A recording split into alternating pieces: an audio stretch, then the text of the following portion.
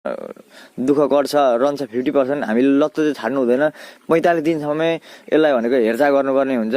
र अब मैले दोस्रो हप्तामा भनेको टेम्परेचर पनि मैले भनिगएँ अघि जुन 80देखि 70को बिचमा राख्नुपर्ने छ। र हामीले त्यतिखेर पनि नियमित रूपमा हामीले हेरचाह गर्नुपर्ने छ। कुखुरालाई खादिएको छ कि कुखुरा छरिएर बसेको छ। हामीले जहाँ थुप्रिन्छ त्यहाँ थुप्रेको ठाउँमा एकछिन बस्ने बित्तिकै भनेको कुखुरा बाँडिन्छ। तपाईँहरू अहिले देख्न सक्नुहुन्छ यो कुखुराहरू कति मजाले छरिएको छ, किनकि यसलाई नै हामीले आफैले बनाउने हो। यिनीहरूको सिस्टम हामीले नै ल्याउने हो। हामीले यो कुखुरा छेउछेउमा लागेको हुन्छ, हामी घुम्दिरहँदाखेरि भनेको कुखुरा अनि सबै छरिएर बस्न पाउँदछ। आनन्दले सबै छरियो भने के हुन्छ भन्दाखेरि भनेको उनीहरूले बेसी एमोनिया पनि हुँदैन। एकै ठाउँमा बस्थ्यो भने एकै ठाउँको भुइँ हिलो हुने, भुइँ हिलो भइसकेपछि त्यहाँ किरा परिदिने, त्यहाँबाट एक प्रकारको ग्यास निक्लिन्छ। कुखुरा यसरी छरिएर बस्यो भने बुस पनि ढिलो हुन्छ। बुस ढिलो भइसके पछाडि भनेको एमोनिया पनि ढिलै निक्लिन्छ। र एमोनियालाई भनेको हामीले कसरी नियन्त्रण गर्न सकिन्छ भन्दाखेरि भनेको खोर हिलो हुँदै जान्छ, बिस्तारो थोरै मात्रामा हामीले भुस हाल्दै जानुपर्ने हुन्छ।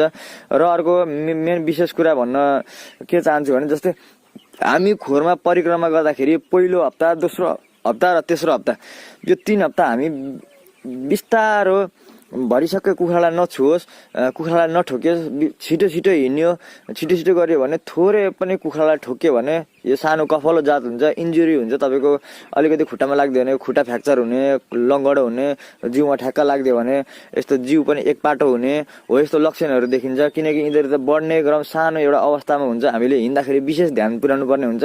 कुनै कुखुरालाई हिँड्दाखेरि भनेको खुट्टाले नलागोस्, नकिचियोस्।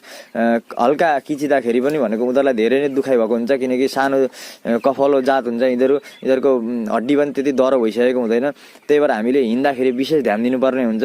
र अझ हिँड्दाखेरि भनेको एउटा डन्ठी बनाएर डन्ठीमा अगाडि एउटा के अरे प्लास्टिक या कपडा बेरेर हामीले बिस्तारो चलाइयो भने कुखुरालाई पनि असर गर्दैन। त्यो एउटा कुरा हो। र हामीले पानीमा विशेष ध्यान दिनुपर्ने हुन्छ। पहिलो हप्ता, दोस्रो हप्ता भनेको हामीले जब 14 दिनसम्मको कुखुरा हुन्छ, 14 दिनसम्म भनेको सानो ड्रिङ्कर हुन्छ। सानो ड्रिङ्कर भनेको धेरै पानी लाग्दैन 14 दिनसम्मलाई भनेको। र हामीले 14 दिनसम्म भनेको अब स्ट्यान्ड पनि तपाईँको यसरी ठुलो स्ट्यान्ड, यो स्ट्यान्ड ठडियाएर पानी खान सक्दैन भने हामीले यो स्ट्यान्ड उल्टो बनाएर राखेको हुन्छ।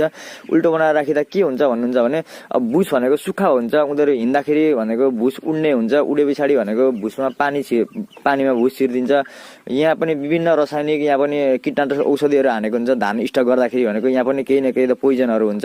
यो हामीले जुन धानको भुस ल्याइन्छ, हामीले पहिलो र दोस्रो हप्ता भनेको नियमित रूपमा दिनमा 3 देखि 4 चोटि हामीले पानी फेर्नुपर्ने हुन्छ। जति हामीले राम्रो पानी फेरिन्छ त्यति उनीहरूले बेसी पानी खान्छ। तपाईँको 2 चोटि तपाईँले पानी फेर्नुभयो भने दिनमा तपाईँको 20 लिटर पानी